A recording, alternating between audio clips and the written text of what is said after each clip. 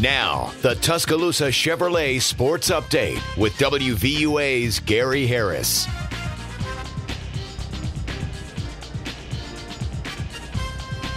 And welcome back, everybody, to our continuing live post-game coverage of Alabama's BCS championship game victory over the Notre Dame Fighting Irish, 42-14. Well, Nick Saban is getting pretty good at hoisting that crystal trophy above his head.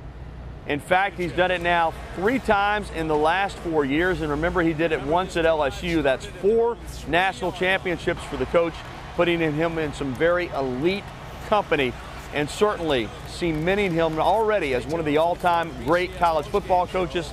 And he's still got a lot of years ahead of him, hopefully at the University of Alabama. Let's show you how the game unfolded. Alabama started fast and never looked back. The Tide took the opening kickoff and drove down for a touchdown.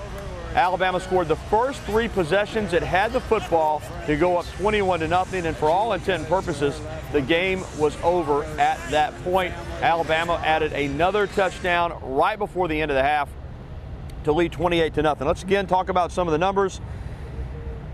Total rushing in the game, 265 yards. Net rushing for Alabama, just 32 for Notre Dame. That is, in essence, the ball game. When you run the football like that and you stop the run on the other side, about 9 times out of 10, you're going to win the game. 28-0 at half. Alabama quickly came out and took their opening possession for a touchdown in the third quarter to lead 35-0. Notre Dame finally scratched to make it 35-7. Alabama answered to make it 42-7. Notre Dame added another score, 42-14, the final. We mentioned the rushing yards. Net yards passing, A.J. had a beautiful game.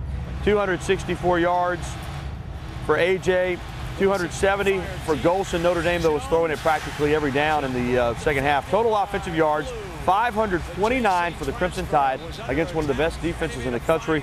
302 for Notre Dame. Alabama's offensive line, yes, it was, in a word, dominant. Individual statistics, Lacey and Yeldon do it again.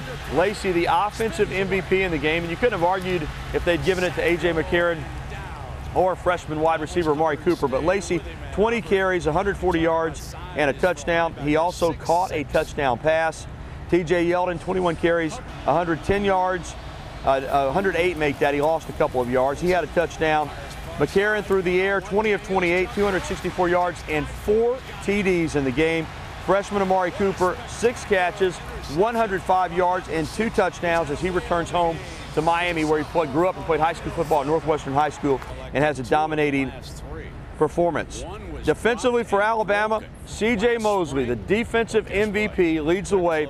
He had 5 tackles, solo, 3 assists, a total of 8 tackles. Also 1 tackle for loss.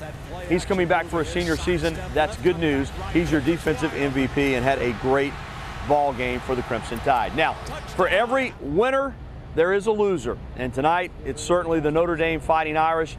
Brian Kelly and company had high expectations for this game after going through the regular season undefeated 12-0. They felt like they could not only compete with Alabama, but win the game. They also felt like defensively their front 7 could play head up against Alabama's offensive line. It never happened. The Alabama offensive line dominated this football game. Nick Saban later calling them the best offensive line he's ever been around. Kelly, meanwhile, in the post-game press conference, talked about the game and talked about how good Alabama is.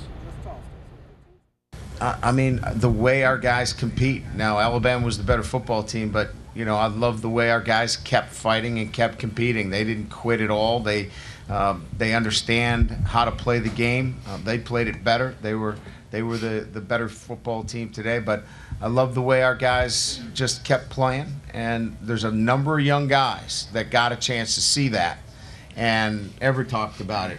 You know, his motivation in the offseason is going to be to get back to this game, and the experience that he is able to take from this game, you can't duplicate it if you're sitting home or playing in a bowl game. When you're playing for a national championship, that stuff doesn't leave. All right, Brian Kelly talking about the game in Alabama. We've used that word dynasty tonight because it's deserving, but it's not just the 3 BCS championships or the 2 SEC titles or the 3 SEC West titles. Since 2008, Alabama, the last 5 seasons, has won 61 games, more than 12 games a year. Think about that for a minute. 2008, they started out 12-0, finished 12-2. 2009, they went 14-0. 2010, the down year, still won 10 games, 10-3. Last year, 12-1, and this year, 13-1. It's an unbelievable run. I mean, it's absolutely incredible. That's why we're here, and quite honestly, won't be shocked if we're back in Pasadena next year for the BCS National Championship game, as Alabama will go in as one of the top preseason teams in the country, trying to three-peat next year, or this coming season in 2013. All right, that's going to do it for sports, but more live coverage, more feature stories, more analysis coming up on our special post-game coverage. The road to 15 has been completed. The journey is over. Alabama has climbed the mountain yet again. The Tide, BCS champions for 2012. We'll be right back. This has been the Tuscaloosa Chevrolet Sports Update on WVUA. Roll, Chevy, roll.